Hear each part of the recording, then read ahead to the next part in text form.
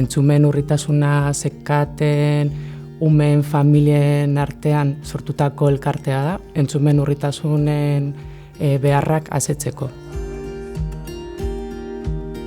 Azten zarenetik esaten dizutenen arte, zure semea gorra dela, hilabete batzuk edo denbora bat pasatzen da, gure kasuan ez genuen ezagutzen inorko gorra zenik. Eta batean agertzen zaizu mundu berri bat, hemen bertan dagola, zure alboa, eta azten zara galderekin, zarantzekin, eta zeba zulertu zera, kasu honetan, eta basagutzen duzu ja, zuk zaude momentu utzean. Eta hor ja gelditzen zaren plan, bale, esan daiket, zergatik ez, edu gaitezke, esperantza bat ematen dizute.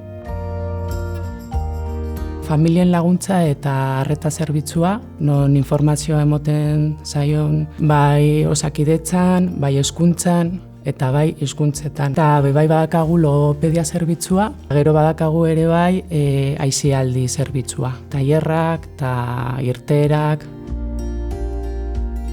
Txikitatik hartzen dituzte, orduan da prozesu bat. Baina bai lagundu gaitu egitea normalizazio bat, eta umeak ikustea, jende gehiago dago, batzuk lodiak gara, beste batzuk dira argalak, bete horrekoak dituzte, edo, nik dauzkat implanteak.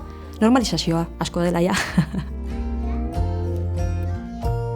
Sentsibilizazioak egiten ditugu, bai ikastetxetan eta bai udaletara. Bai gizartea jakitea ze zailtasunak dituzten ume hauek edo pertsona hauek, eta oso erraza dela konpontzea, eta egokitzapen bat egitea. Pazientzia aukitzea. Zeren ametzitzen momentu honetan hitz egiten du euskara, erdera da, zein hizkuntza eta aurten ezin gara ingelesarekin, eta 4 urte ditu. Azken finean normaltasun hori ez dizkizu hormak jartzen, eta zuk egiten duzu gauzak natural moduan. Gutxienez entzun eta ikusi zer den. Eta agian pusaren bat ematen, biziposa ematen dizute.